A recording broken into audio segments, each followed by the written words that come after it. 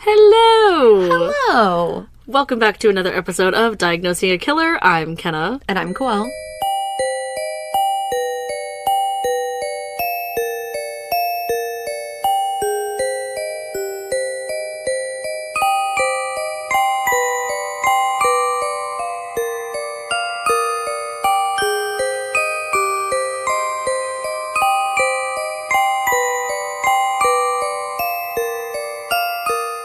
What were you gonna say? This is like the 18th time we've started this episode. I know, I don't know why the hellos just sounded so weird. So weird. Hello. Hello. I don't know. Oh. She's already starting. Start! It's like your Miley Cyrus impersonation. Yeah.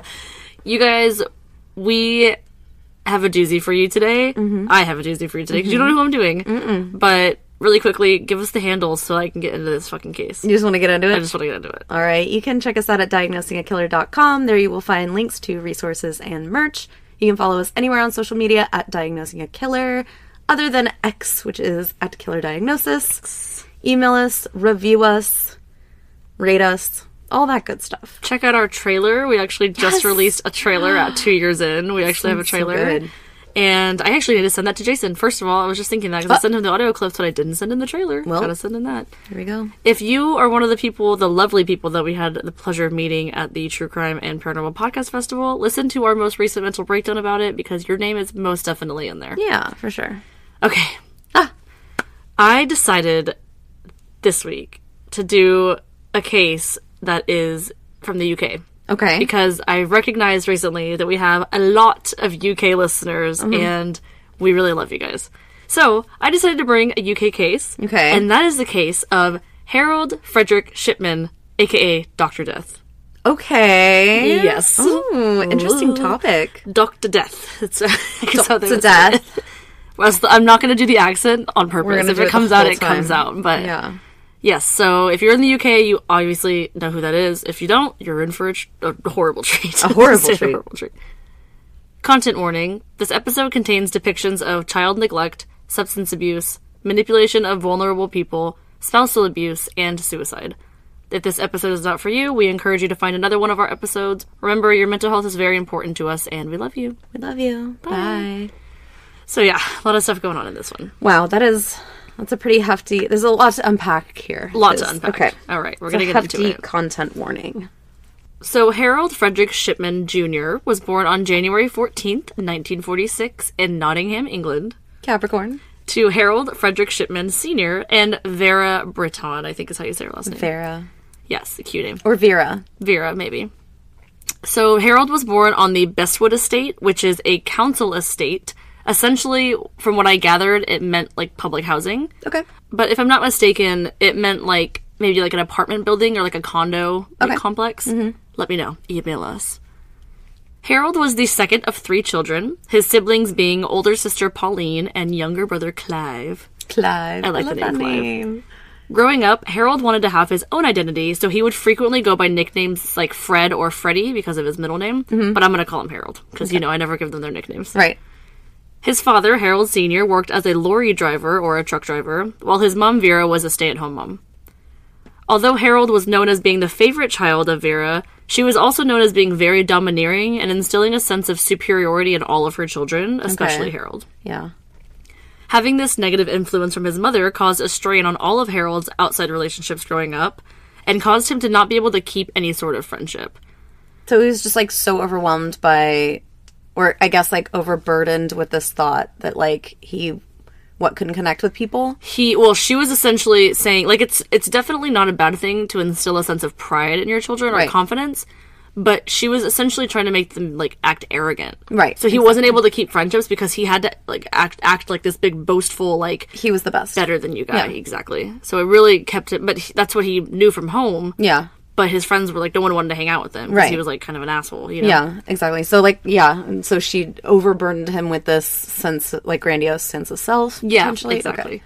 So this sense of entitlement did not only affect the kids' relationships, however, and a neighbor was noted as saying once, quote, Vera was friendly enough, but she really did see her family as superior to the rest of us.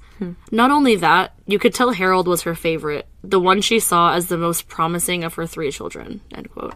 Ooh. So it wasn't even, like, obvious in the household. It was obvious, like, other people. Yeah, that's definitely a spin on a middle child, though, because you usually don't hear that about a middle child. Right, exactly. No offense to all the middle children out there, but, you know, it's usually, again, we've said it before, it's like the baby gets the attention because they're the baby. The eldest gets the attention because they're the eldest, and the middle always feels like they have to, what's that saying, like, squeaky wheel gets the grease? Yeah. Yeah, exactly. But in this case, he's hyper-focused on, which is interesting. Yeah, that is interesting.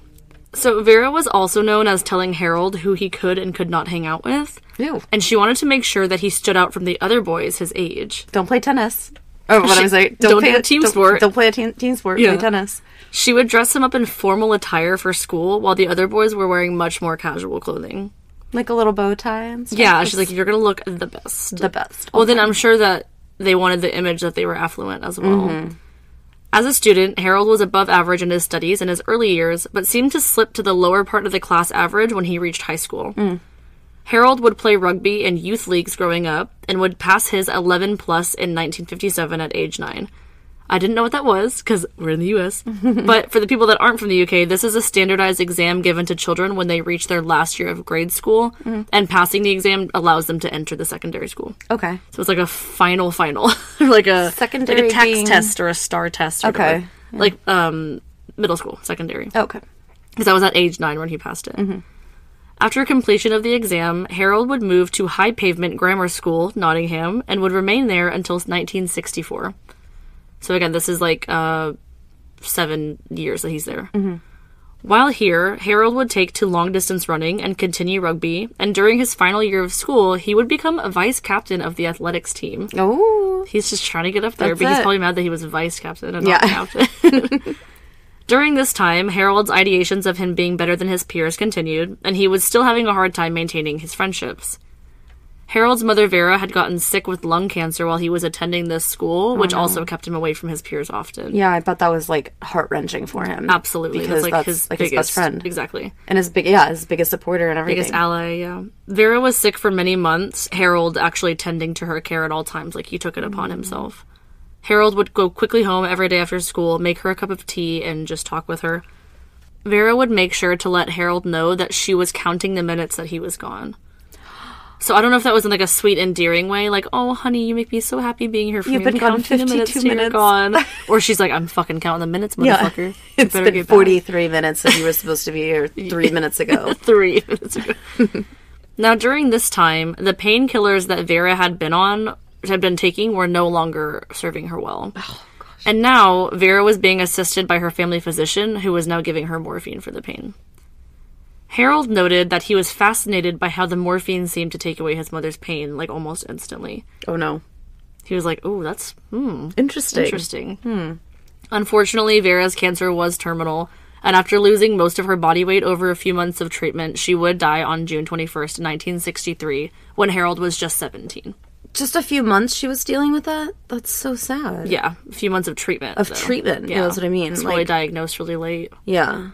Oh my gosh, and I know, just that's 17. awful. At 17. And that's, like, again, you're a fucking person. Yeah. Like, the only person that you feel like you can turn to. After Vera's death, Harold was obviously devastated, as his mother was the only person he had a good relationship with at this point. Vera's passing lit a spark under Harold's butt to go to medical school, where he vowed that he would do something to help in the future, which I think is really admirable, honestly, at this point in his life. At this point. Let's wait. Yeah. Harold would attempt to apply for Leeds University Medical School, where he would actually fail his entrance exam the first time. He would eventually pass it, however, and 2 years after his mother passed away, Harold would get his degree and go on to join the Leeds University Hospital internship. That's, so what, he's like 19? Yeah, Wow. We said he's 17 when he, within 2 years. But that's just his associates to get to the internship, I'm pretty sure. Right. Or whatever kind of degree you need. Now he has to, like, go through, like, the residency. That's pretty, pretty impressive that that's something that he immediately knew he wanted to do. And Absolutely. then within 2 years, like, before he even turned 20. Just fucking did it. Yeah. Most of his fellow students and teachers had a hard time remembering who Harold was, and it wasn't because of his grades. The people who did remember him noted his arrogant attitude, stating, quote, "It was as if he tolerated us. If someone told a joke, he would smile patiently, but Fred never wanted to join in. Again, his nickname's Fred. Right. Quote, "It seems funny because I later heard he'd been a good athlete, so you'd have thought he'd be more of a team player." End quote. Ooh, okay. This guy's clever. Yeah. Most of his classmates, however, thought of Harold as a loner of sorts. Even so, Harold was known to have been more social in med school than in high school, as his mother was no longer around to dictate who he talked to. Makes sense. Another former teacher from high school would state about Harold, quote, "I don't think he ever had a girlfriend. In fact, he took his older sister to school dances. They made a strange couple, but then he was a bit strange. A pretentious lad," end quote. A pretentious I lad. had to say it like that. I'm so sorry. Pretentious We love Europe, honestly. Like, we love you guys, so we're not making fun to be rude. And I know that y'all do fucking American accents over there, too, okay? It's just all in good fun. But yeah, a pretentious lad. So he brought his sister to school dances. Mm-hmm. That's And he probably wasn't allowed to talk to girls. That's true. Yeah, I bet. Yeah. And I mean, I think I've definitely known at least one or two people that I went to middle school or high school with that did that too. Yeah. They would take their cousin or something, you know? Well, no one wants to show up without a date, right? No one Like, wants to it's show up without a embarrassing. date.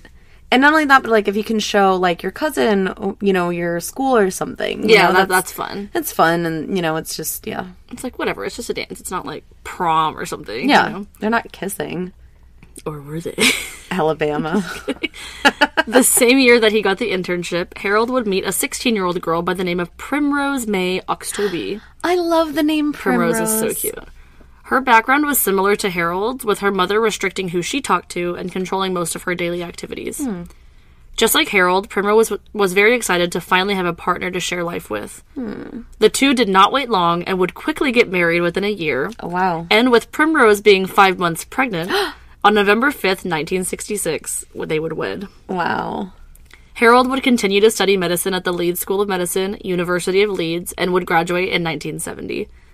4 years later, in 1974, Harold was now a father of two and took his first position as a general practitioner at the Abram Ormered Medical Center in Todmorden, Yorkshire. Sorry. Wow, that was a lot. mouthful. I think just being American, we also don't have a mouth for that. You know? Just doesn't sound right. Doesn't sound right. In this new setting and in a position of power, Harold seemed to thrive. He became outgoing, personable, and a respected member of the community in the eyes of first responders and patients alike. Okay, Gary Ridgway, we see you. Yeah, right. However, his coworkers were not fooled by his newfound politeness and hero attitude. They would comment that he was often rude for no reason and made them feel stupid. In fact, Harold would say to anyone that he didn't like that they were stupid. He would just call you stupid. Jeez. Again, has to be like the bad boss or whatever. Yeah, but that's, you know, and Cliff says this often, that it's not about how much you know, it's about understanding. Yeah. And sure, he can know everything in the world, but if he doesn't have a full understanding, especially of like how to participate and apply that knowledge, Yeah. then it's fucked. useless. Yeah, exactly. On top of this, Harold was noted as being confrontational and combative very often, even leading to him belittling people and embarrassing them, which I can't fucking stand that shit. More experienced doctors would even allow him to do things his way in order to avoid arguing with him. They were like, you know what? This kid is not worth it. Just fucking do it. If a patient dies, it's your fucking fault. I stopped being friends with people like that. Yeah, just keep in mind, he's not even 30 yet at this point. I would literally just be like, okay, gosh, yeah. Just to avoid an entire complication, I'm just going to allow this person to do whatever. I have avoided friendships to avoid confrontations. I'm like, you know what? Yeah. You do you, I'll do me. I'm not fucking See, around. I'm that way now, but Yeah. for a long time I put up with a lot of crap. Oh, no, same. Absolutely. Yeah. But yeah, they like definitely didn't want to argue with him. They're like, it's not worth my time. In fact, his senior partners saw him as hardworking, who contributed significantly by providing up-to-date info and even admiring his work ethic, even though he was recently out of med school. So he has his immediate superiors are like, he's just going to do whatever the fuck he wants, Yeah. allowing him to have that ability to showcase his That talents. space, yeah. And he's not dumb. He's a smart dude. Yeah. Now the people above them are like getting when they're like, dang, this guy knows what the hell he's doing. Yeah. You know? All of a sudden, it seems, Harold's hardworking mentality and near-perfect record came to a halt when he began experiencing frequent blackouts. What?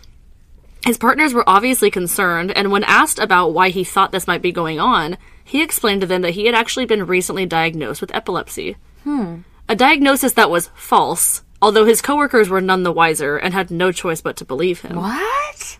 The year after Harold began working at the practice, receptionist Marjorie Walker came across some disturbing entries in a narcotics ledger that Harold had access to. Oh my gosh. Okay, I'm getting like, I'm getting a little heebie. What is happening? The records had indicated that Harold had prescribed large and frequent amounts of pethidine to several different patients. So for those that don't know, pethidine is an opioid pain reliever that was frequently prescribed for different conditions, but has since become very uncommon because it's really harmful.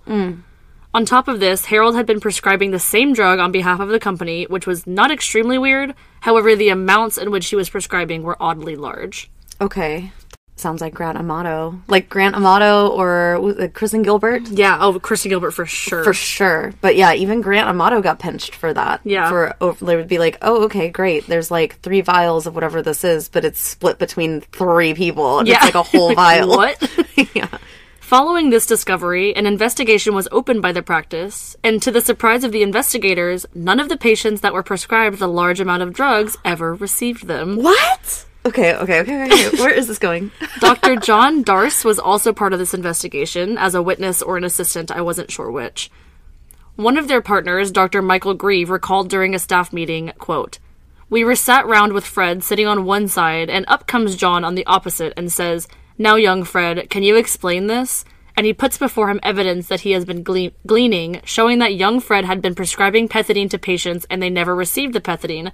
And in fact, the pethidine had found its way into Fred's very own veins." End quote. So he was shooting this shit up, and that's why he was blacking out. He was like, oh, I have epilepsy. I have epilepsy, sorry. It's not funny that he's, like, clearly abusing drugs. That's not why we're laughing. No. But yeah, it's just ridiculous. It's like, what? The substance use isn't funny, but the explanation. Yeah. And then, you know, the fact that he was taking his own notes about it and, all that stuff. Yeah, and that's also something that we'll see. It's like, this is definitely, like, an arrogant man, of course, because he was raised to be that way, but he thinks that he can just explain away, like, a lot of stuff. And it obviously doesn't work. Harold would immediately beg for a second chance upon his partners realizing this, once he realized that his career was on the line. Career was on the line. His career. When he was denied a second chance, his demeanor changed, and he became enraged and stormed out.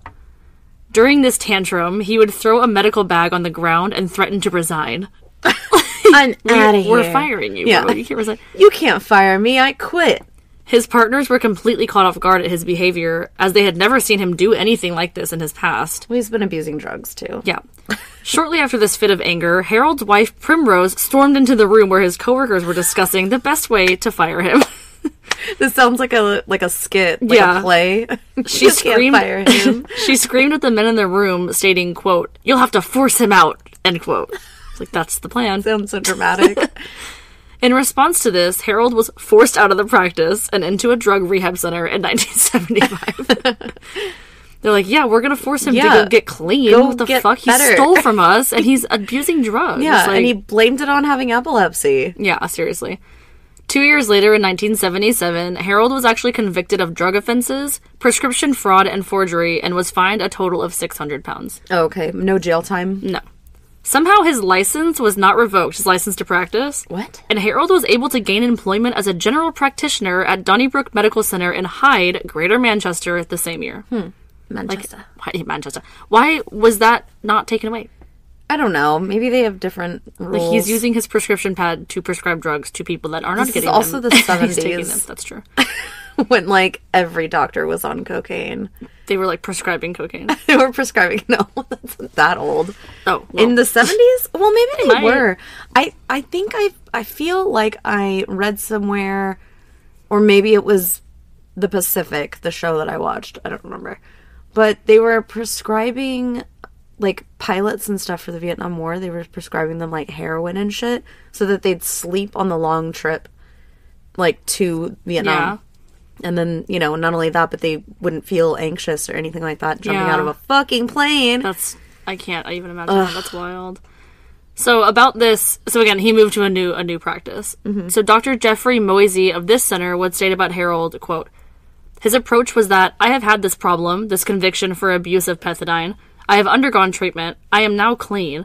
All I can ask you to do is trust me on that issue and to watch me," end quote. Yeah. So that's what he was like. That's what he said. Well, I mean, again, substance use can be treated. Absolutely. Once again, Harold fell into the persona of delicate, hardworking, and community-centered doctor and was able to gain the respect of his colleagues. Some people that worked under him had some things to say about his sarcasm and verbally abusive nature, but he was really good at covering up his rudeness and making people feel like they were overreacting. So he's like a gaslighter. Yeah. However, there were no signs of drug abuse, blackouts, or theft at all, so most of it went unnoticed, like all of his kind of odd behavior, like sarcasm and all that stuff. Harold would continue working as a GP in Hyde all throughout the 1980s. And in 1983, he was interviewed in an edition of the Granada TV Current Affairs documentary titled World in Action, in which he spoke about how the mentally ill should be treated in the community. He became highly respected not only in the medical field, but in the mental health community as well. Harold would continue his work for another 15 years, until the local undertaker called Alan Massey began noticing a strange pattern in his patients. He took note of the fact that Harold's patients were dying at an alarmingly fast rate, but also their bodies had many similarities to each other when he was called to get them. So the Undertaker's patients or Harold's patients? Harold's patients. The Undertaker noticed a strange pattern in Harold's patients. Okay, because like in his patients, it's like, well, there's your problem right there. You got an Undertaker working on some patients. Patients, yes. So, again, Alan Massey is the name of the Undertaker. He stated about this observation of the patterns, quote, "Anybody can die in a chair, but there's no set pattern, and Dr. Shipman's always seem to be the same or very similar. Could be sat in a chair, could be laid on the seat, but I would say 90% was always fully clothed. There was never anything in the house that I saw that indicated the person had been ill. It just seems the person, where they were, had died.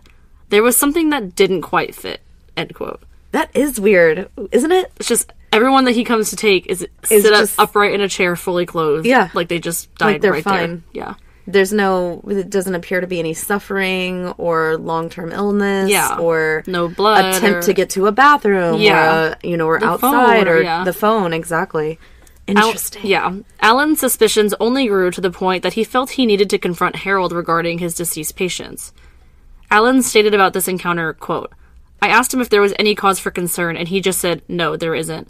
He showed me his certificate book that he issues death certificates in, the cause of death in, and his remarks were, nothing to worry about. You've nothing to worry about, and anybody who wants to inspect his book can do," end quote.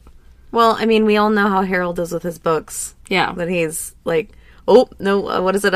Fool me once, shame on me. Fool me twice, shame on... No, the other way around. Yeah, well, that's what it is. I'm horrible at those, apparently. That's what it is. It's like, Harold is now remembering that he got in trouble for writing things down and getting it. Now he's writing things down on purpose as an alibi, or like to cover his ass, right? Exactly. Pendulum swings the other way. Yes. Alan did not feel the need to check Harold's logs, however, as Harold's calm and collected response seemed good enough for the Undertaker. Alan's daughter, Debbie Brambrough, also a funeral director, was not as easily fooled. Debbie would partner up with Dr. Susan Booth, a doctor from a nearby practice, and the two of them would decide to go look further into Harold.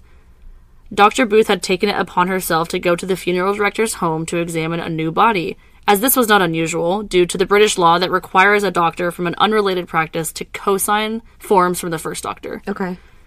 Doctors in the UK are paid a fee for this, jokingly referred to as, quote, cash for ash, end quote. I just had to pepper that in there. It was kind of cute. Debbie, so again, the daughter of the Undertaker, had shared with Dr. Booth that she was concerned about the amount of patients that Harold was losing. Susan Booth would state about this conversation, quote, "She was concerned about the number of deaths Dr. Shipman's patients that they'd attended recently. She was also puzzled by the way in which the patients were found. They were mostly female, living on their own, found dead sitting in a chair fully dressed, not in their nightclothes lying ill in bed," end quote. Right. Dr. Booth would bring this to the attention of her colleagues and mention this to Linda Reynolds of the Brooks Surgery in Hyde. Linda, in turn, expressed concerns to the coroner of the South Manchester district about the high death rate among Harold's patients. So now it's like telephone, right? Yeah, Everyone's telling everyone. Specifically, she was concerned about the high amounts of cremation forms for elderly women that he needed to sign off on. Unfortunately, this was mere speculation at this time, and police did not have any reason to keep this investigation open. Yeah, there's no real evidence. They would close the case on April 17th, 1998.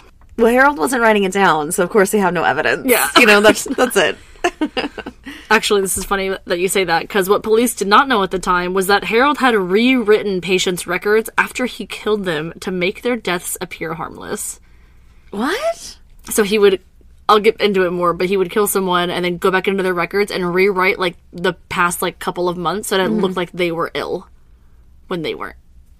So I think we assume at this point that Harold's killing these people. Yeah, obviously. Yeah, It's obviously. the title of the episode. Yeah. After the investigation was closed, Harold would go on to kill 3 more people. On June 24th, 1998, 81-year-old former Hyde mayor Kathleen Grundy was found dead in her home. The mayor. Kathleen's death came as a shock to the whole community, but especially to her family and friends who knew her as an active, healthy person. Yeah. She was known to have endless energy and constantly was helping local charities. And it was not until she failed to show up at the Age Concern Club that people noticed she was missing. Age Concern Club? It's like a charity, a local charity. Here, she would help serve meals to elderly pensioners, and she was known for being extremely punctual and reliable. So when she did not show up, her friends immediately knew something was wrong. Oh my gosh, that's gotta be such a scary feeling to go through. Like, knowing, like, your friend, like, is never not showing up, and if they do, they call, like, and that's not happening, you're like, there's oh my something God. wrong. Yeah. Her friends went to her house to check up on her and found her lying on her couch, fully dressed and deceased. Oh my God. The friends immediately called her GP, Dr. Harold Shipman. Harold stated that he had visited the home a few hours prior and was the last person to see her alive. However, he claimed that he was just there to take some blood samples for studies on aging, and although he claimed she was alive when he left, he would be the one to later pronounce her dead, and then phone her daughter, Angela Woodruff. So now he says that he's doing a research on blood samples, on a research project on aging. Well, he he needs probably blood samples. has to explain away maybe the puncture mark on her arm. Exactly. Yeah. So again, Angela Woodruff is the daughter of Kathleen. When asked if he could do an examination of her mother, Harold told Angela that she died of old age and a post-mortem exam was unnecessary because he had been with her shortly before her death. She was like 81. Unless she agrees to an autopsy. Right. Yes. Smashing. Smashing. This is not funny. Following Kathleen's burial, Angela returned home to be met with a troubling phone call from solicitors. A solicitor in the UK does not mean what it does in the US. A solicitor is a qualified legal professional who provides specialist legal advice on different areas of law and is responsible for representing and defending a client's legal interests. Okay. That's from the University of Law, just to put my source in there. So like a court-appointed attorney kind of thing? Kind of, yeah. It's like more of a right than Yes. an easily accessible right versus you have to be a defendant. Well, Angela was also a solicitor herself, so I think that's another reason why her colleague called her. Oh, okay. But she would be concerned when her colleague Brian informed her that a will had been made, allegedly, by Kathleen. What? Brian went on to explain that he had reason to believe that Kathleen may not have been the one to write up this will, and it may have been a fake. The will stated that Kathleen was not interested in giving any of her money or assets to Angela or her children, and instead left all of it, about £386,000, to Harold Shipman. Bullshit. Like come all right, on. Monica Melissa Patterson. Yeah, right? Chill. He's not writing it down, but he sure is creating a big paper trail. Yeah, and this, just to get everyone the conversion rate, it would be the equivalent to nearly $500,000 in the US. That's a lot of money. Yeah, it is. The funny thing was, Angela immediately knew that this was fake, considering her own firm had the original copy of Kathleen's will, LOL. which she had written in 1986. I was there. Her suspicions became fact when Angela got a hold of this new will and noted that it was badly typed and poorly worded. She would state about this, quote, "My mother was a meticulously tidy person. The thought of her signing a document which is so badly typed didn't make any sense. Yeah. The signature looked strange. It looked too big. The concept of mom signing a document, leaving everything to her doctor was unbelievable. It wasn't a case of, look, she's not left me anything in her will," end quote. So she's like, this guy's dumb as fuck. Yeah. Like, I done did leave everything to Mr. Harold Shipman because he been a good doctor and he's the best. He's the best. Just a bunch of run-on sentences. He's the best. Yeah, and. Initially, Andrea actually thought that Harold was being framed for the murder of her mother. What? But with further investigation, she realized the truth. Harold had murdered her mother for money. Ugh, that's so awful. It's awful. But, like, Why? How is anybody's life worth money? Any money, seriously. She would immediately go to local police, where the case reached Inspector Superintendent Bernard Postles. Bernard looked over the evidence that Angela had gathered and almost immediately knew it was accurate. He would state about the forged will, quote, "You only have to look at it once and you start thinking it's like something off a John Bull printing press.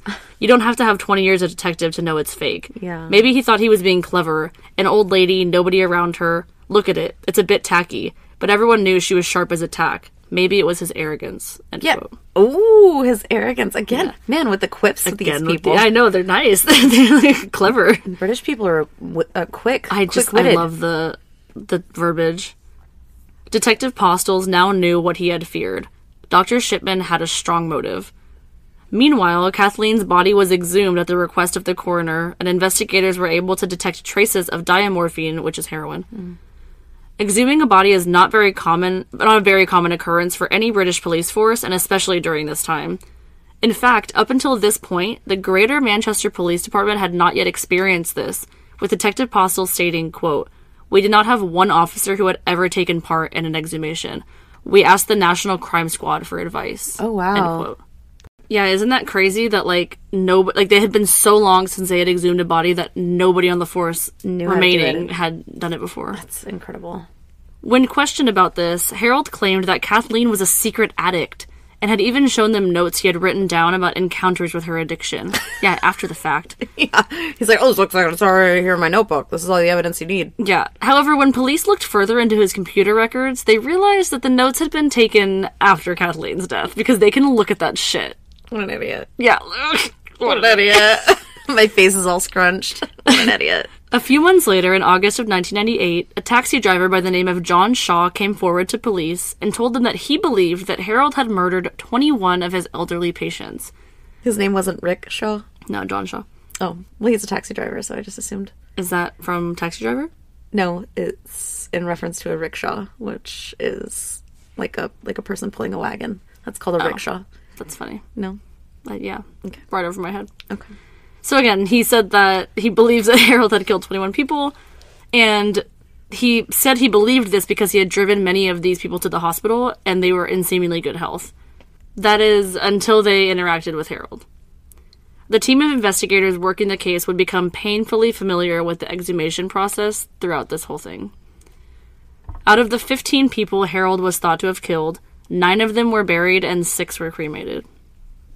Police took hair and tissue samples from Kathleen's exhumation and would take it upon themselves to sneakily do a search of the doctor's office and Harold's house. They were at the office when he was home, and then they were at his home when he was at the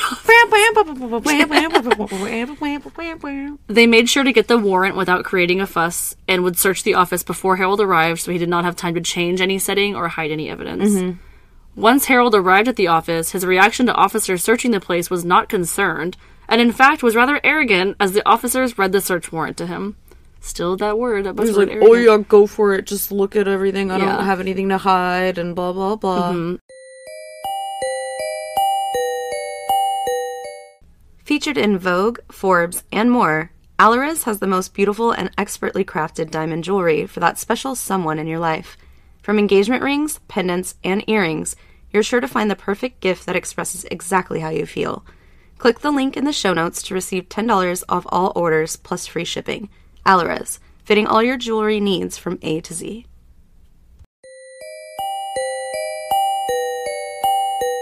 Out of all things collected from the office, perhaps the most damning piece of evidence was the typewriter that Harold used to type up the fake will of Kathleen's. LOL. He's just not very smart. It's like, it literally says right here, it's got an imprint on the back that says Kathleen's last will and testament. Doctor, but you're fucking dumb. Do you think that, again, it's that knowledge but not understanding, right? Yeah. He thinks all of his knowledge makes him that smart. Makes him smart. Yeah. But he's not. That sounded like the same. He's not. He's not. Which one's which, listeners? Do you think that because Kathleen was the mayor, that's probably why they looked into it? Or do you think that he would have continued to get away with this if he hadn't chosen someone that was a bigger target? I think that might be part of it, but I also think that the daughter was, like, so gung-ho about, like, no, like, we need to fucking do something about this. Like, and she had that legal background. I think that was another thing that kind of kickstarted it. Good on you, Angela. Yeah, absolutely. When questioned about this, Harold came up with a hard-to-believe story about how Kathleen borrowed his typewriter from time to time. Like, they're like, why does this typewriter match the one that wrote this will? And he's like, well, she just borrowed my typewriter. You didn't think to mention that before this? She came over just to type up her last will and testament. And not only that, but she didn't give it to her daughter. She gave it to me, her doctor. Directly to me. Who just so happened to be the beneficiary. Yeah. It's just, obviously, what else would it be? Duh. Beyond a reasonable doubt? I don't think so. So police did not ever believe this, of course, and forensic investigations were used to determine it was indeed the typewriter used to write the will, as well as other fake documents. The search of Harold's house revealed medical records, some unusual jewelry, and a pigsty of a living area. What was the jewelry? Oh, no, I think it was, like, jewelry that, like, obviously wasn't his. It's, like, women's. Yeah. Police were shocked to see that a doctor was living in filth and trash. Because that's not... I mean, they have to have a very clean space, like, workspace. Yeah, I don't know why I'm imagining Charlie Day in my head. You know, just, like, total conspiracy theory, you know. Pointing to this thing. Sure. Meanwhile, toxicologist Julie Evans sent in her report on the cause of Kathleen's death, stating that she had a fatal amount of morphine in her system. Oh, my God. There's that morphine. However, she also noted that Kathleen's death occurred within 3 hours of the overdose. Detective Postles remembers thinking that it was weird that Harold would have used morphine as a means of death, as he would have known that morphine stays in the body tissue for dozens of years. So he thought he was going to get away with it. Of course. Postles said about this, quote, I was surprised. I anticipated that I would have had difficulty if he gave them something in a way of poison lost in background substance. It was an unexpected bonus once I had checked that Kathleen Grundy did not take it herself. Yeah. Oh my gosh. Yeah, apparently morphine stays in the body tissue for fucking years and years and years, even after death. That's interesting. And being a doctor, Harold would know that. He should know that. Well, I wonder if that he put in this fake will, I want to be cremated when I'm dead, you know? I'm like, oh, okay. Yeah, we'll do that. That lady voice that you did was funny. I want to be cremated. Can I be cremated? Same.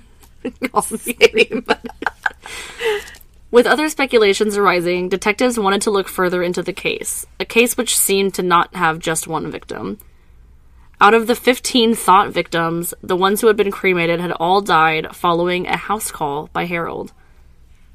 When talking to the families, detectives noted that Harold would try to urge them to cremate their loved ones, and stressed that no further investigation into their deaths were necessary, and he would explain away what happened. But, like, how is that his call? Like, your job's done. They're dead. Yeah. You're a doctor. You fix people for a living. Yeah. So what is it any of your business? It's like my professional opinion. My professional opinion, they need to be cremated. Yeah. They need to be cremated. That's my professional opinion. Yeah. That's probably exactly how he sounds.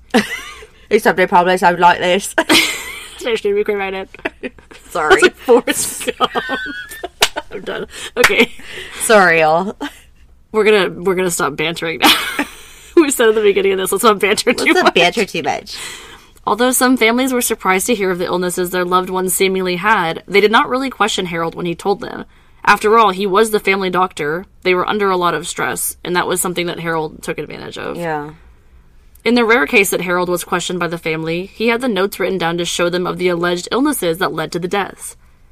It would later be found out that these notes were all edited within hours of each patient's death. It's disgusting. Why wouldn't he do that, like, beforehand? Why does he have to change them all after? Well, what if they don't die? Then there's all these records that, like, sound like they were dying, and then it's a miracle. He could have had a lot of money out of that. He cured them. He could have been one of those, like, snake oil tents with, like, the... It's very true. You know, you are healed. In the specific case of Kathleen, Harold would stick to his story that she was a drug user and she overdosed. On top of this, Harold would consider himself an avid computer user, although he hated the idea of new technology when it first came out. You're an avid computer user, but you didn't know that they hold records? Okay, BTK. Needing to be superior, though, he would quickly learn how to utilize the programs offered on the computer and thought he knew everything about the device. What he failed to realize was that the hard drive on his computer kept a record of every change he made to a patient file, and the investigators had access to that information. Harold would be arrested on September 7th, 1988, and taken in for questioning. Could you imagine that feeling? I mean, because I did. At one point, it was like, I could totally just use this computer and do whatever and blah, blah, blah. And, yeah. like, there's no paper trail. Mm-hmm. But no, there always is. There always is. There always has been. Always has been. Isn't that weird? It's wild. And I bet that he, like, was trying to just explain it away in his own mind. Like, oh, well, that's new technology. How am I supposed to know about that? It's this new. Newfangled thing. Yeah. So what? I Googled cyanide. Yeah, seriously. How to write a will. Will templates. Yeah. A detective would interview Harold around this time, and I'll read the transcript now. Officer. This is all in quotes. Quote, I'll just remind you of the date of this lady's death, 11th May 98.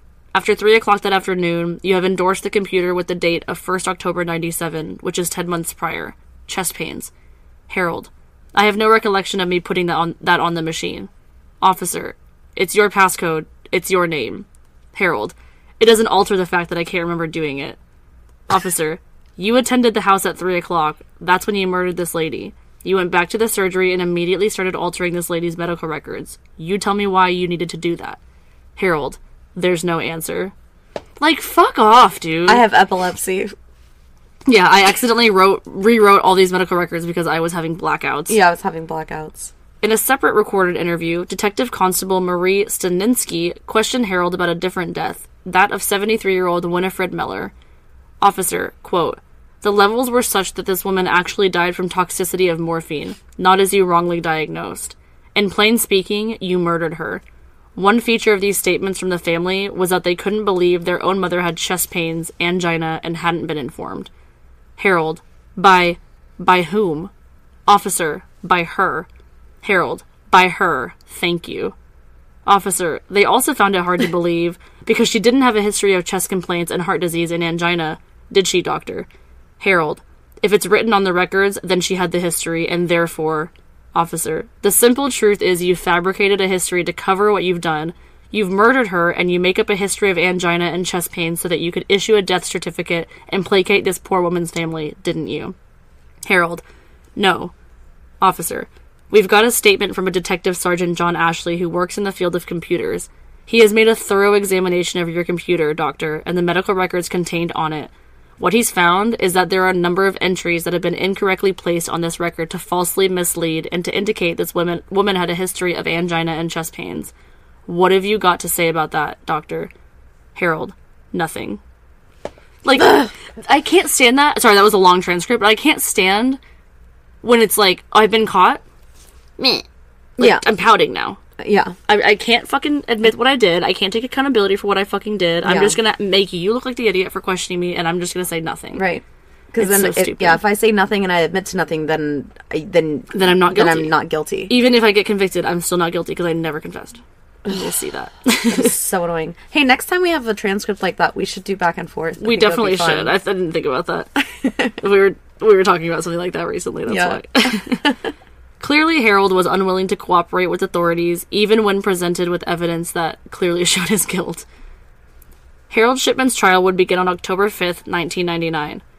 Harold's defense attorney, Nicola Davies, would begin the trial by asking that it be halted. She claimed that Harold could not receive a fair trial because of the poor, quote, inaccurate, misleading, end quote, coverage of the case. The prosecution, Mr. Henriquez, responded that the reports on the case had actually been beneficial, as they helped families with elderly loved ones that had passed get closure and answers. Mm-hmm.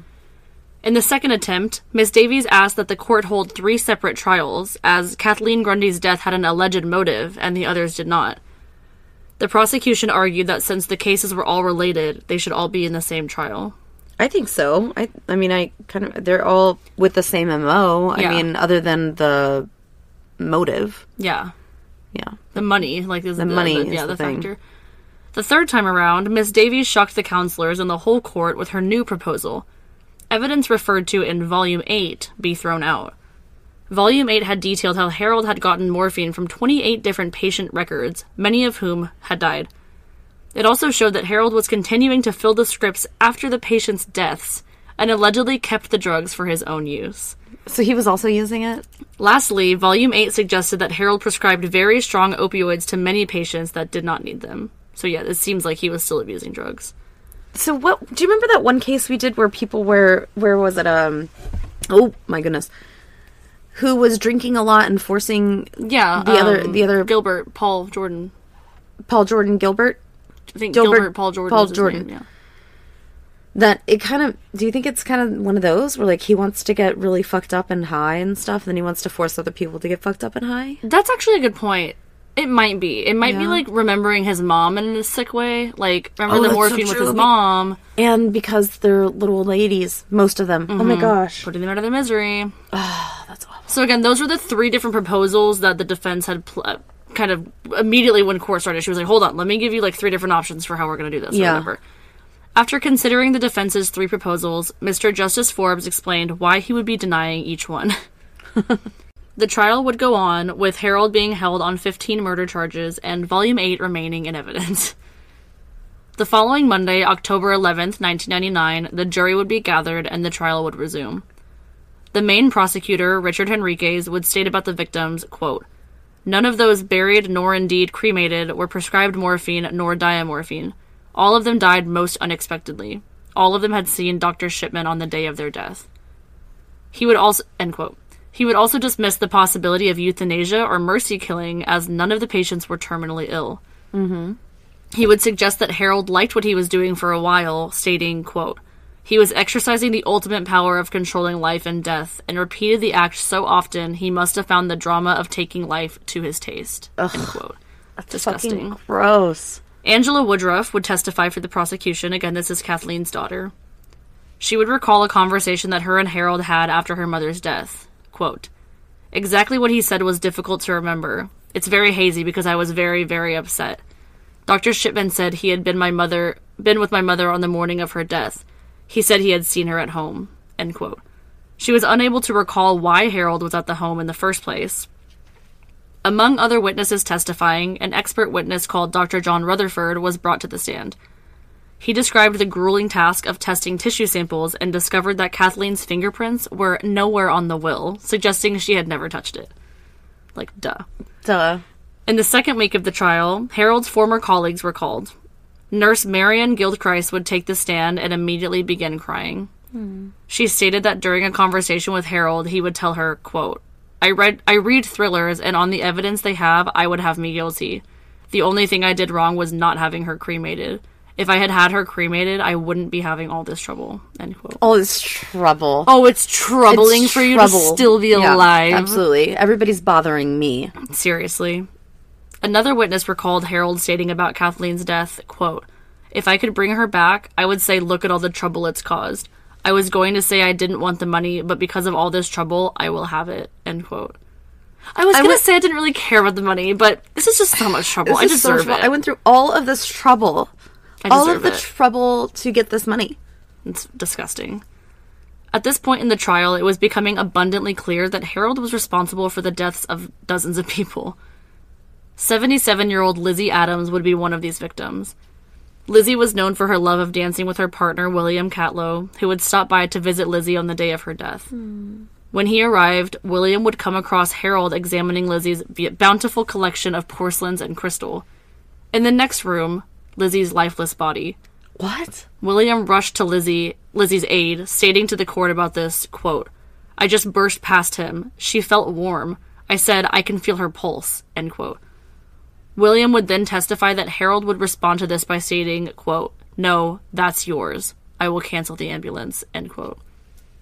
However, telephone records would later indicate that Harold did not call to cancel the ambulance, as a call was never placed to them in the first place. What? Oh my gosh, this is madness. Madness. And he's just like hanging about. Looking at her fucking collectibles. Probably planning on stealing them. Sounds like a motive to me. In another case of Nora Natal, her son Anthony would testify that he left his mother alone on the date of her death for just 20 minutes.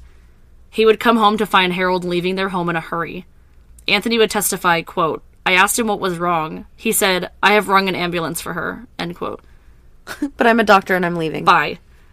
Anthony stated that he ran into the house and to his mother and began trying to try to wake her. Shortly after this, Harold would enter the home yet again, touch Nora's neck, and state, quote, "I'm sorry, she is gone." End quote. Soon after her death, Nora's sister went to Harold's office to look through her medical records, hoping to find some answers. Seemingly annoyed, Harold would say to his staff about this, quote, I knew it would happen. I told you it would happen, end quote. Like, I told you her family was going to come poking around. Yeah, because they want to know why their fucking family member died. Trouble that they're causing. They're causing it's like his favorite word. Trouble. Harold would quickly make up some story about how Nora called before her death stating that she was sick, and Harold just happened to be nearby her home when he was paged regarding the matter. Like, once phone records proved his story wrong, however, Harold quickly changed his story. Stupid. Like, you can't just explain everything away when the evidence is clear as day. Not a smart man. This was not the only story Harold was making up to save his own ass, as again, he had been caught lying about the reason he was at Kathleen Grundy's home in the first place. He stated he had been there to collect blood samples for a study he was doing on aging, like I said earlier. When questioned on what happened to the samples, Harold stated that they had gone for analysis. Oh, they're just gone. They're just gone. Although he thought he was fooling everybody, Harold was noted as lying once again when the prosecution stated that there was indeed no study on aging anywhere in his records. Like, we looked through all of your shit. No study on aging. No study on aging. After being informed of this, Harold suddenly remembered what had actually happened to the samples. Oh my god, this guy is so bad. He's, like, irritating. He sounds like a child. He does. He said he had gotten back to his office and put the samples under a big pile of notes. And since they didn't get filed right away, they were no longer useful, so he just tossed them away. Yeah. They got lost somewhere. I don't know. Somebody might have taken them. I don't know. Like, what? You don't take samples immediately to the lab? Right. Really? That's weird. Okay. He comes home and just, like, throws them on the floor, or, like, in his fridge, or, like, There was no samples. Just switch the samples. There was no samples. 59-year-old Jean Lilly would also fall victim to Harold's heinous crimes. Her husband, Albert Lilly, would testify during the trial as well. Quote, he said, I have been with your wife for quite a while now, trying to persuade her to go to the hospital, but she won't go. The husband was out of the house during this time, obviously. Quote, I was going to come home later and have a word with you and your wife, and I was too late. I said, what do you mean too late? He said, you are not listening to me carefully, end quote. It seemed as though Harold was trying to get Albert to guess what had happened to his wife.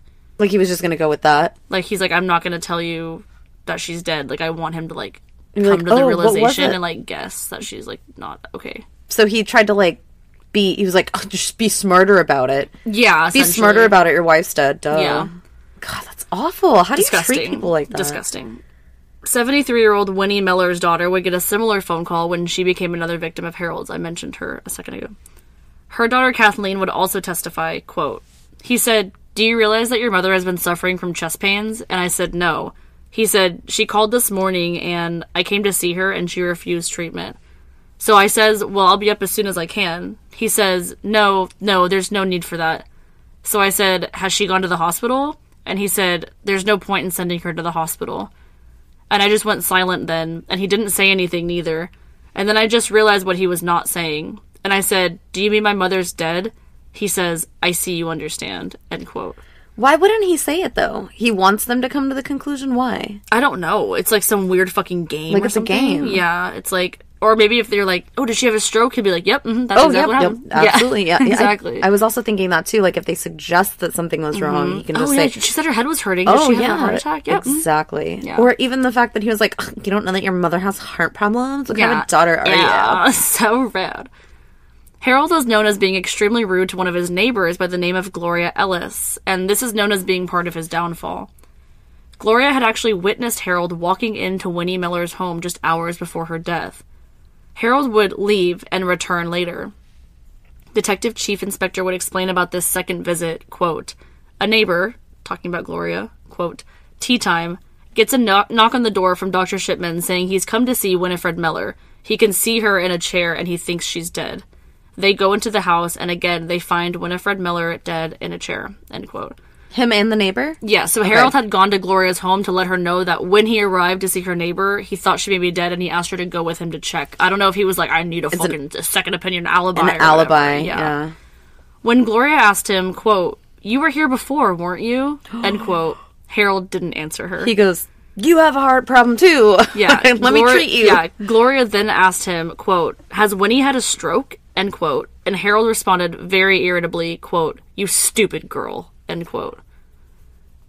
God, this guy is a winner, He's just the worst. He's just a peach. On the contrary, Gloria was very smart and had documented the exact times that Harold had arrived at the home. Hell yeah. During her testimony, she made the court chuckle when she claimed to have been surprised when she learned that Harold was a doctor, stating, quote, "I thought he was an insurance man," end quote. I thought it was a car salesman. Yeah. It's a sleazeball. 63-year-old Ivy Lomas, another victim of Harold's, would be the only one who died in his office. Harold would later show his lack of empathy when Detective Sergeant Philip Reed told the court that he had gone to the doctor's office to locate Ivy's next of kin, stating, quote, "He was laughing. He said he considered her such a nuisance that he was having part of the seating area permanently reserved for Ivy with a plaque to the effect, 'Seat permanently reserved for Ivy Lomas,' end quote." What an ass. Like, she showed up too many times at his office and bugged him when she was alive. You're a doctor. Thank you. You're a fucking doctor. If you don't want to do it, then fucking quit. Be the Undertaker. You don't have to be a doctor. Nobody's making you do this. Yeah, exactly. Even worse, Harold would go on to tell the then officer as he left the room that Ivy, quote, "could have taken her last breath," end quote. Yet he made no effort to attempt CPR. Instead, he left her alone while he was treating other patients. Medical expert alone to die by herself. Yeah. Oh my god. Medical expert for the defense, Dr. Grenville, would explain to the court, quote, "This was a medical emergency. I would have given my entire attention to this particular patient," end quote. Wow. Harold had given Ivy a lethal dose of morphine. It's true, like, even if he was the perpetrator of giving her the morphine, her body shutting down and all that other shit would have been a medical emergency. Absolutely. So, like, even if he didn't claim to know what was going on, or he claimed not to know what was going on, the person having these symptoms and side effects clearly needed your utmost attention. Absolutely. Wow. During the trial, Harold claimed that he never carried morphine at his office or on his person, so he couldn't have been the perpetrator. I never carry it in my pocket. Never carry that. Oh, okay, you're free to go. I just carry it in my hand. Yeah. I don't carry it in my pocket. I put it in my shoe. There's a lot of direct quotes on the internet that you can find from the court proceedings, but all in all, it was like a super long, grueling trial. There's a lot of, like, pretty much essentially, like, line-by-line quotes. Yeah. Judge Forbes took 2 weeks to dissect the evidence presented by both parties and stated at the end of the trial, quote, "The allegations could not be more serious. A doctor accused of murdering 15 patients. You will have heard evidence which may have aroused feelings of anger, strong disapproval, disgust, profound dismay, or deep sympathy," end quote. On January 31st of the year 2000, the foreman declared all of the jury's verdicts unanimous, finding Harold Shipman guilty on 15 counts of murder and guilty on 1 count of forgery. Do you know how many, or what the statistics are, I wonder, for a bench trial in the UK versus the US? I actually don't. Somebody Google that and let us know. Or we could do a mental breakdown or something. That's true. Different court proceedings. That'd be cool. In different countries. So Harold was known as showing no signs of emotion while the verdict was read. Harold's wife, Primrose, was also present for the verdict, wearing all black and remaining stoic the entire time. Their 2 children were there as well. Judge Forbes addressed Harold, quote, "You have finally been brought to justice by the verdict of this jury. I have no doubt whatsoever that these are all true verdicts. The time has now come for me to pass sentence upon you for these wicked, wicked crimes. Each of your victims was your patient. You murdered each and every one of your victims by a calculated and cold-blooded perversion of your medical skills for your own evil and wicked purposes. You took advantage of and grossly abused their trust. You were, after all, each victim's doctor. I have little doubt that each of your victims smiled and thanked you as she submitted to your deadly ministrations," end quote. God. It's awful. It is. Like, they come to you for help. You know, I mean, yeah. that's your job, is to help these people. And I'm sure as soon as let me give you something to ease that, or this is just to relax you. And people are thinking, thank God I am in the hands of a man who was going to take care of me. And then they die. With this, Judge Forbes sentenced Harold Shipman to 15 life sentences and 4 years on top for forgery. Nice. Judge Forbes was so upset about this case, in fact, that he broke a rule which would usually state that he write the Home Secretary about his recommendations of sentencing length. Quote, "In the ordinary way, I would not do this in open court, but in your case, I am satisfied justice demands that I make my views known at the conclusion of this trial. My recommendation will be that you spend the remainder of your days in prison," end quote. The trial lasted a total of 57 days. 57? That's a lot. Almost 3 months, or 2 months, excuse me. So since we did not get a chance to explain each murder, I want to list all of the victims that Harold got charged with. There will be some repeats that I've mentioned, but just to give all the victims a name. So we have Marie West, Irene Turner, Lizzie Adams, Jean Lilly, Ivy Lomas, Muriel Grimshaw, Marie Quinn, Kathleen Wagstaff, Bianca Pomfret, Nora Natal, Pamela Hiller, Maureen Ward, Winifred Meller, Joan Melia, and Kathleen Grundy. Which is, like, awful. Like, again, I always say, like, the amount of time it takes to, like, say those names. I know, and it's, like, it can be hugely impactful, for sure, to say every single one. For sure. There is some speculation that the large amount of drugs that Harold prescribed to nobody back in 1975 were actually used to kill many patients and not for himself, like everyone thought. This is just a little aftermath. A clinical audit from the Department of Health actually estimates Harold's responsibility for the death of at least 236 patients over a 24-year time frame. Victims, like deaths? Yeah. Oh my gosh. Professor Richard Baker examined the number and patterns of deaths in Harold's practice, and it showed significant increases in death rates in elderly patients, like, during his time there. Do you know if it was mostly women? It didn't say. Yeah, it was mostly women. Elderly women. Okay. So remember that interview that Harold did about how he wanted to help the mental health community and all that jazz? Yeah, so that was actually played again years later on The Tonight Show with Trevor McDonald. Oh, really? Yeah, just like, oh, by the way, listen to this piece of shit, like talking about how he's going to help people, and then he didn't.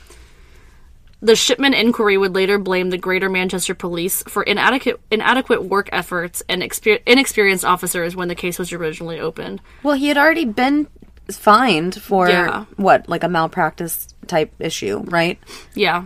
So, and I mean, and it's like this guy has priors, even if it's not violent priors. Right. There's something going on here. Yeah. He's capable of something more. Detectives working the case would later speculate that Harold may have wanted to get caught, which is why he gave up the typewriter so easily and used a traceable drug to kill people. No, I think he's just arrogant. I think so, too. I think he just thinks it doesn't matter. I mean, there's that Isabella Guzman girl that, well, she's severely mentally ill, but she tried to say that she wasn't who she was. And, like, no, we just fingerprinted you. We know you're Isabella. Yeah. And she's like, no, I'm not. My name's Stephanie or whatever. And it's like... Do you have DID? No. Huh.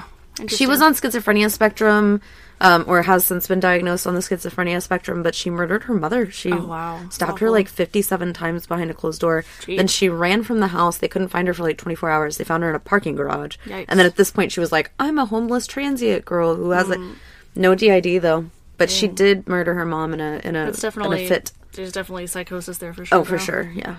So just over 3 years after sentencing, on January 13th, 2004, Dr. Harold Shipman was discovered at Wakefield Prison at 6 a.m. hanging in his prison cell. He was 57 years old. I did not see that coming. Here I am, like, gabbing on about some other case. Yeah. I did not see that coming. Yeah, it was a wake-up call. I mean, for only 3 years in. His death actually opened an investigation on how he was able to commit suicide in his cell, as this is a common thing for death row inmates to attempt, unfortunately. Although he was on suicide watch at the first prison he was sent to, this was the second prison, and the suicide watch did not continue with the move. Wow. A spokeswoman from Wakefield Prison stated about this, quote, he was showing no signs whatsoever of pre-suicidal behavior at all, end quote. Well, I wonder if, I mean, things like a move can trigger certain responses. I bet he felt like any connections that he had made probably, you know, I mean, not that they're hanging out like it's the Boy Scouts, but, you know, it's still, you get used to the staff and the COs and even just some of the other inmates, and you feel maybe, like, established, then you get moved. And it's like, well, I don't know anybody here, so, you know, fuck this. Yeah. Victims' families were noted as being very upset about Harold's death, as they felt cheated, knowing that he would never confess and that he kind of got the easy way out. Yeah. Well, again... And I'm not saying that, you know, it's unfortunate either way, but that arrogance... Yeah, no, for sure. I mean, it's like, I'm not going to let you kill me. Yeah. You don't kill me, I kill me. Yeah. And I'm not fucking sitting here until I die. Like, that's probably where it came from. Yeah. I mean, you know, that sounds harsh to say, but does. It's, I mean, some people do that. That it's, I mean, Epstein, which some people don't agree with. Yeah. They think it's a conspiracy. Have an opinion on that. I don't even know the fucking story. Home Secretary David Blunkett would later admit that celebrating Harold's death was tempting, stating, quote, you wake up and you receive a call telling you Shipman has topped himself, and you think, is it too early to open a bottle? And then you discover that everybody's very upset that he's done it, end quote. That's harsh. topped it. Topped. That I've never heard that Topped term himself. before. Topped himself. I don't even know what that means. I guess it's slang for, obviously, Yeah. suicide, but I don't know. That is some... I'm telling you, these Brits, they're witty. Get this fucking title. General Sir David Ramsbotham, who had formerly served as Her Majesty's Chief Inspector of Prisons, suggested that whole life sentencing should be replaced by indefinite sentencing in order to give some prisoners hope and hopefully reduce suicide in prison. That's interesting, I feel like that's fucked up, though. It's well, yeah. You're indefinitely sentenced. You don't know when you're going to get out. But then it's like, well, if I don't know when I'm going to get out, or if I'm going to get out, why am I going to kill myself? Right. And I understand what the effort there is for. I get the idea behind it. Yeah. Because it's horrible. Still very interesting that and exists. Yeah. That, I mean, here Definitely. in Texas, they talk about It's all over the place. permanent sentences. Permanent I'll say that. sentences. Permanent Lastly, sentences. Harold's wife and children have never accepted that he was guilty, and Primrose remained loyal to him even when he was behind bars. Wow. Yeah. I don't think I could do that. I don't think I have could the- either. I'd be the like, strength to do that. If the shoe fits. I mean, shit. If the shoe fits. So, it is suspected that he had personality disorder, maybe a couple different ones. I know we had, like, the Narcissistic, grandiose sense maybe. of self that we were talking about earlier. I want to say even, like, PTSD from his mom's death. Again, Yeah. we're not excusing any of the behavior, just trying to find a reason for it. But yeah, that's the case. I think PTSD totally fits with that. And again, when we were talking about how terrible of a liar he is, and I Yeah. said he sounds like a child. Well, that has to be, and some people that go through PTSD also go through some type of age regression as well to remain in that nostalgic feeling. And I wonder if that doesn't give him some kind of an adrenaline type rush, thinking about what. You just opened my eyes to something. Go ahead.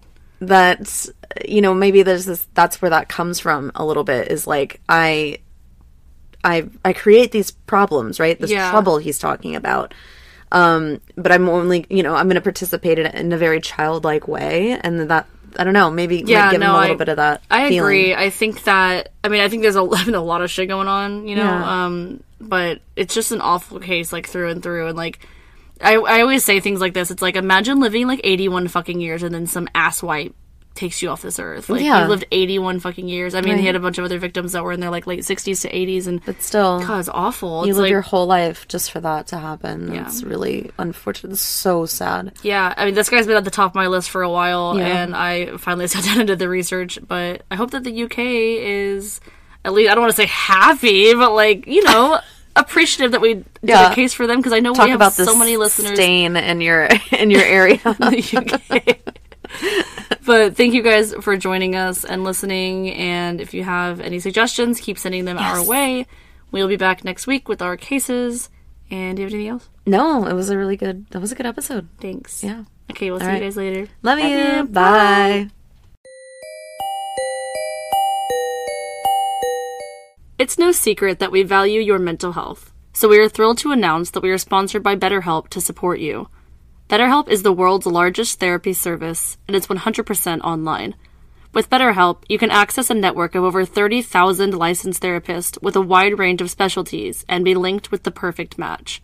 Whether it's via text, chat, or video call, you can talk to your therapist when it works for you. When it comes to your mental health, BetterHelp is a convenient and affordable option for therapy. Get 10% off of your first month at betterhelp.com/DAKpod. That's BetterHelp.com/DAKPOD for 10% off your first month.